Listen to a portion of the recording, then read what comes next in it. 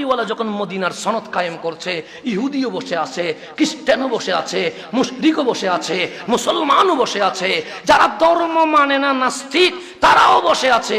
সবার সামনে যিনি রহমতুল লিল আলামিন উনি বসে আছে। আজকে আপনি যদি ইলেকশন বলেন, সিলেকশন বলেন, যাই বলেন, বাংলাদেশের মানুষ 100তে 100 মানুষ কখনো ভোট কেন্দ্রে যায় না। অনেকে বলে এগুলা কিসের দরকার, আমি ডাল ভাত দিয়ে খাইতে পারলেই তো হইলো। তাহলে বেশি হইলে ভোট পড়ে কত, 40%, 50%, সেখানে দল হয়ে যায় 20টা। 20টার মাঝে 50 জনের ভোট কি হয়, পাক হয়। কেউ 2% ভোট পায়, সে তো আর প্রধানমন্ত্রী হইতে পারবে না। কেউ 5% ভোট পায়, সে তো আর রাষ্ট্রপতি হইতে পারবে না। কেউ 10% ভোট পায়, সে তো আর সরকার গঠন করতে পারবে না।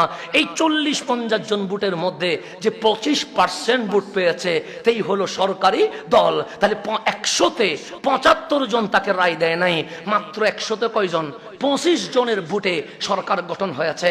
আর আমার নবী মদিনায় গেছেন, ইয়াসরাব নাই, মদিনা হয়ে গেছে।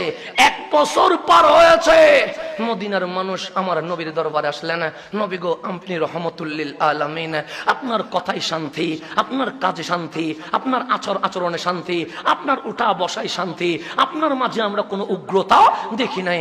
আমার কামলিওয়ালা বলে কিছু বলবা, আমরা চাই আপনি হবেন মদিনার রাষ্ট্রপতি। আমার নবী বলে শুধু মুখে বললে তো হবে না, আমি মদিনাবাসী নিয়ে বসবো, সবার রায় শুনবো। খ্রিস্টানও চলে এসেছে, ইহুদিও চলে এসেছে, মুশরিকও চলে এসেছে, নাস্তিকও চলে এসেছে, মুসলমানও চলে এসেছে।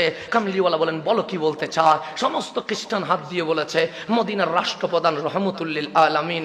ইহুদি বলছে রহমতুল লিল আলামিন, মুশরিক বলছে রহমতুল লিল আলামিন। যে নাস্তিক ধর্মেই মানে না, সে বলছে আমি ধর্ম মানি না, কিন্তু এই মদিনা যার হাতে নিরাপদ তিনি রহমতুল লিল আলামিন।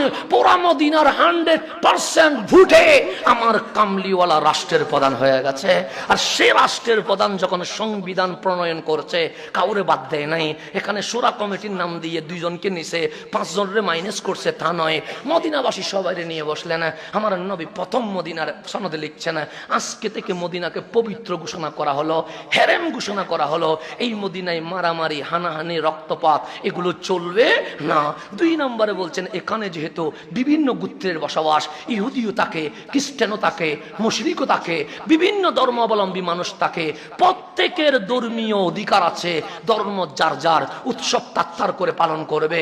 মুসলমান নিরাপদে মসজিদে যাবে, হিন্দু নিরাপদে মন্দিরে যাবে, খ্রিস্টান নিরাপদে গির্জায় যাবে, ইহুদি নিরাপদে উপাসনালয়ে যাবে। কেউ কারো ধর্মে কখনো আঘাত করতে পারবে না। এই ধর্মীয় অধিকার দেওয়ার পর আমার নবী বলছেন মানুষ